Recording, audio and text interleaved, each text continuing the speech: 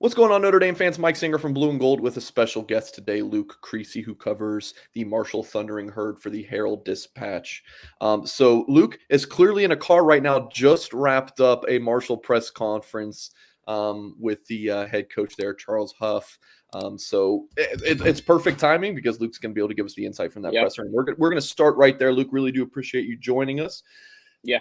I'm curious from the perspective of that Marshall coaching staff and then the fan base, just what's the thought going into this game against Notre Dame? It's Fighting Irish. It just came out on Tuesday, the number 9 team in the country in the coaches poll, just coming off a tight loss against Ohio State. Again, the first matchup between these two teams. So just like, what's the feeling going into it? Yeah, I think when you talk about the coaches and the fan base, I think there are honestly two different perspectives. Because I think from the fan perspective, they're excited to see their team in a venue like Notre Dame, and in a big time game on national television. And I think that part's exciting for the fan base, but the coaches are really trying to approach this as business as usual, with the knowledge that there are, Notre Dame is a great program, and I think when you look at those two perspectives, it's clear that some of these coaches have been there before. Some of these players, Marshall is a team that brought in 24 transfer players. And I think some of these players have been in big time situations like this before, so it's not necessarily new to them. But as far as Marshall goes, it's been a while since they've played in an environment like it is going to be in South Bend on Saturday. So I think you have to take some of that into account. But Charles Huff, the second-year head coach for Marshall, has preached really all summer, all fall, all these 2 weeks we've been having game pressers, that it doesn't matter the logo on the side of the helmet. I guess in this case, the lack of a logo. It's about preparing for what Marshall can do offensively, defensively, special teams. And so I think that's the approach that, the coaching staff is taking. But there's no doubt that this is a big game for the Thundering Herd and for the program as a whole.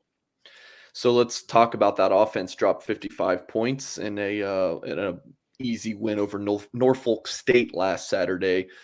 So for Notre Dame fans who probably don't know a single player on Marshall's team, who do they need to know on that offensive side of the ball? Well, I think it starts with the quarterback, Henry Colombi.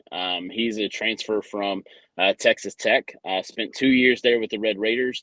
Before that, he was at Utah State as Jordan Love's primary backup. Jordan Love, of course, with the Packers now. So, Henry Colombi has been around the college football world and kind of knows what to expect. But Saturday was big for him in the fact that really only one of his 26 passes hit the ground. He was 24-26. One of those was intercepted on a tipped ball, and the other was, a deep ball. One of really the only deep balls they threw Saturday, and it slipped right through the hands of the receiver. Colombi, it's going to go through him. All right, let's talk about that defense. Only gave up 3 points against Norfolk State. Again, it's not a great opponent by any means, but still 3 points, 3 points. So, what should Notre Dame fans expect from that defense? Yeah, it starts up front. I think just about any reporter or any coach will tell you that it starts in the trenches. But Marshall's defensive line group really was a point of emphasis as far as improvement goes over the offseason. I think they went into the New Orleans Bowl last year with 6 healthy defensive linemen. That's just not going to work for a rotational piece. That's forcing a lot of guys to stay out there a lot of the time and get worn out.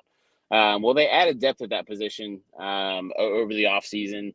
Guys like Isaiah Gibson, a transfer from Kentucky, Anthony Watts, a transfer from Purdue. I think you're starting to recognize a theme here that a lot of these people that have Power 5 experience have chosen Marshall this offseason for one reason or another.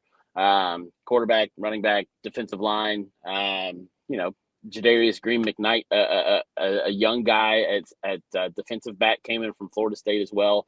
And they've really shored up the back end of that defense as well through the portal. Guys like Isaiah Norman, Andre Sam, are names that will probably be called a lot Saturday. Those are two FCS transfers that actually came up, but Andre Sam, kind of a fun story there. He played for Marshall's defensive coordinator at McNeese State.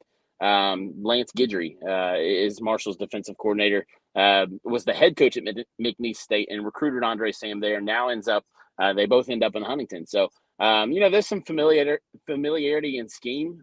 They've got some quickness on that side of the ball, but it starts with the physicality up front. So, I mean, you're talking up Marshall. I mean, heck, are you about to talk me into an upset, Luke? What do you think? Notre Dame's about a 3-touchdown favorite right now. I want to say the Irish were probably about that last year against Toledo, and almost lost. So in the home opener last year. So Irish fans are obviously hoping just for a comfortable win. From your perspective, what do you see playing out on Saturday? I think that Marshall's got a hill to climb. I think when you look at a lot of coaches don't want to talk about the talent gap per se between Power 5 and Group of 5 and Group of 5 and FCS. A lot of coaches won't talk about that.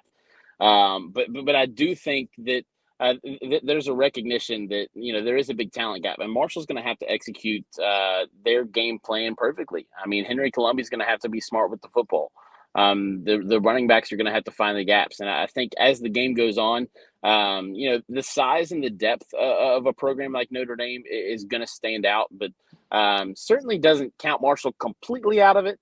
I see this being, a game where Marshall can learn a lot about themselves against a really powerful opponent, but they're going to try not to let that environment shell shock them too much. But I still think the Irish probably have the upper hand here. And it's going to be their game to lose. Yeah, definitely. So, Luke, definitely appreciate you joining us. I know Notre Dame fans, when they think Marshall football, they think Caden Madden, who transferred from there from last year for the Irish, and he did not have a great season, at least according to the fans. So I think Notre Dame fans are going to say, like, hey, let's beat you up a little extra because we didn't like our starting guard last year. But that's besides the point. Again, Luke, appreciate you joining.